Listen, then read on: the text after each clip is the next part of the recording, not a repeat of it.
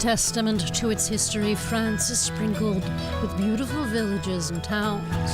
To stand out, boost their economies, attract tourists, or even new residents, many have turned to a variety of certificates so that they too can make a name for themselves as places of interest with a strong cultural heritage.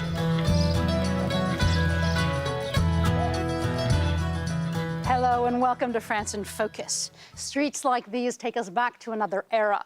They are the epitome of what makes France so beautiful and so picturesque. But such gems can easily be overlooked. So across France, increasingly towns and villages are turning to labels, certificates, and even competitions to increase their visibility. Our reporters went to Alsace, where they met with an inspector of the association Most Beautiful Villages of France. He was in the village of Bergheim to see if it's worthy of being named one of the most beautiful towns in the country. Nestled among the vineyards of Alsace, a little-known French treasure.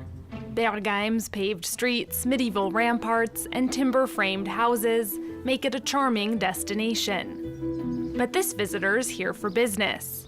Pascal Bernard is an inspector for the Association of France's Most Beautiful Villages, and he's deciding whether Bergheim deserves membership. There are two things that are indispensable on this sort of visit, a camera and a map, so you can see where you are, since we're covering the whole village. Okay, there was a sundial we missed. I'll go see it later. The first step is a guided tour. Bonjour, Monsieur Bernard. Bonjour. Elisabeth Schneider, maire de Bergheim. Enchanté. During his visit, Pascal must check that Bergheim fulfills the 27 different criteria stipulated by his association. Basically, we look at everything. The public space, greenery, the state of the private buildings, whether the overhead cables have been put underground. There's little to worry about when it comes to Bergheim's architectural heritage, with its 15th century ramparts and a Romanesque church, where even the symbol of Alsace has come to roost. But Pascal is quick to hone in on those all-important details. We take note of everything that's up to standard, but we also look at areas for improvement. So here in Bergheim, for example, there are some facades that were a little mistreated a few decades ago. And as those repairs are made, it's important to check that the restoration jobs are done following the proper protocols. Bergheim's mayor is confident. She believes the village will be deemed worthy of the prestigious label and is prepared to pay the annual fee of €5,000 to belong to the association. For her, it's a smart investment. Membership brings in more tourists and boosts the local economy. Our grocery shop reopened less than a year ago, and that's a business I'd really like to support because it's very important for people here in the village. As well as the financial benefits, it's an important moment of recognition for the locals. People like Raymond, who meets his friends every afternoon beneath this 700-year-old lime tree. We love this village. All of us friends here. We were born here. Yeah, it's just a wonderful place. Almost 200 villages belong to the coveted Most Beautiful Club, but there's no such thing as a lifetime membership. The association checks up every 6 years to make sure they're still worthy of the title. Since Pascal's visit, Bergheim was indeed named one of France's most beautiful villages, and even the favorite village of French people.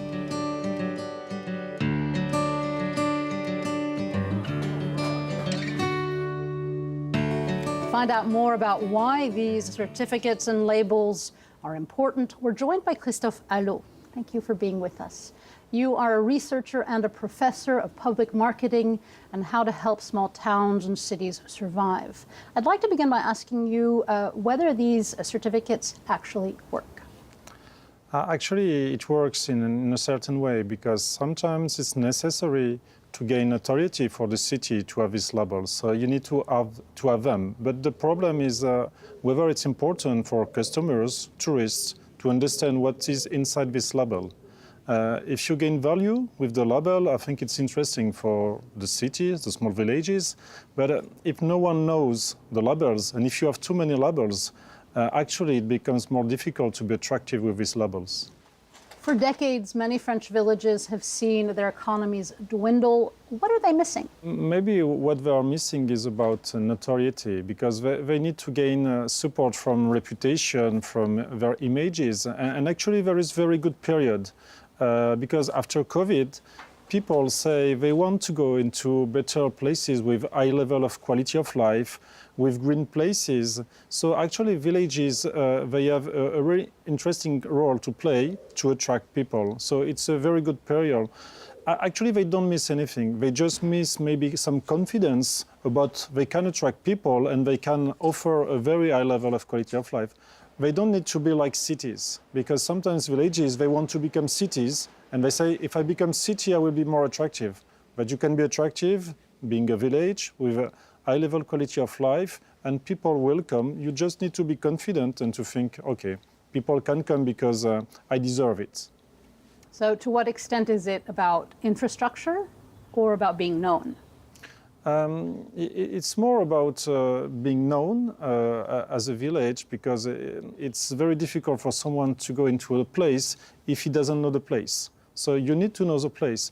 Of course, you need infrastructures, but if you only think about infrastructure, you will never have everything.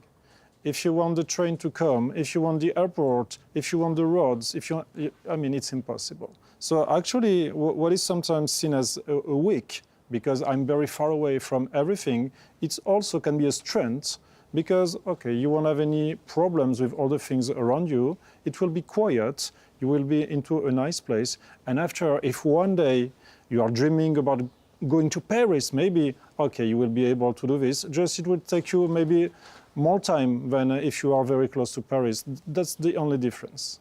I'd like to show you a report now about another honor that is highly coveted in France. It's a floral one of 1 to 4 blooms, and the label is displayed in front of towns and cities. But as we're about to see, sometimes even applying for this label is often costly or too much work. The Lot is one of the most beautiful departments in France. 5 of its municipalities are crowned with the label French Towns and Villages in Bloom, an annual contest for the floral embellishment of public space. The recipients are awarded with a badge displaying 1 to 4 flowers. The southern commune of Nucéjul boasts a 2-flower label. But following a negative jury report, the city council has decided to renounce the honor. Rather than losing a flower, which in my opinion would have been more devastating for the municipality, we prefer to say stop. We are no longer able to maintain the title, so we are returning the Floral Village label. The reason being a lack of means, mainly manpower. In Nucéjul, a small village of just 380 residents, there's only 1 maintenance staff for the entire commune. This agent is the sole person in charge for the upkeep of municipal areas, green spaces, but also housing units and the community pool.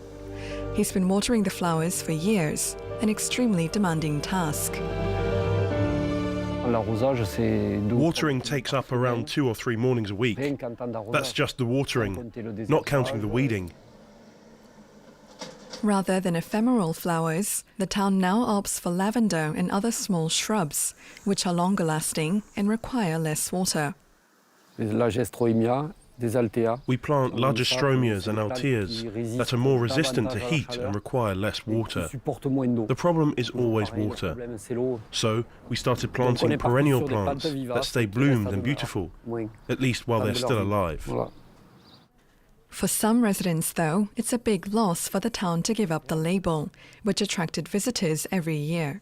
The village has always been very floral, and we were recognized for that. It's a source of pride, and it's of course also pleasant. I'm all for the flowers. The mayor says the decision was appropriate, but not final. The village could be in the running again to compete for the flower in the coming years. I'd like to ask you about the risks of too much tourism, too many certificates. Are there towns and even cities that have decided to take a step back from tourism?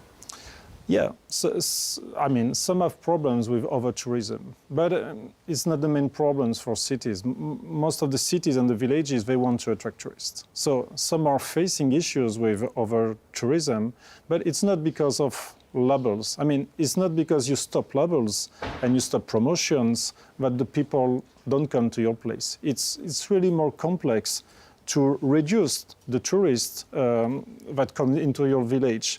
So even if you don't have any labels, you can be overcrowded. If you take the city of Amsterdam, Amsterdam is about 19 million tourists per year. It's impossible. But some places have experienced some things, for instance, the Calanque in Provence, but they have decided to develop quotas. So if you want to go to the Calanque, you need to register on a website and to have a license to go and visit the Calanque to reduce the number of tourists. Christophe Alaux, thank you for speaking with us. Thank you.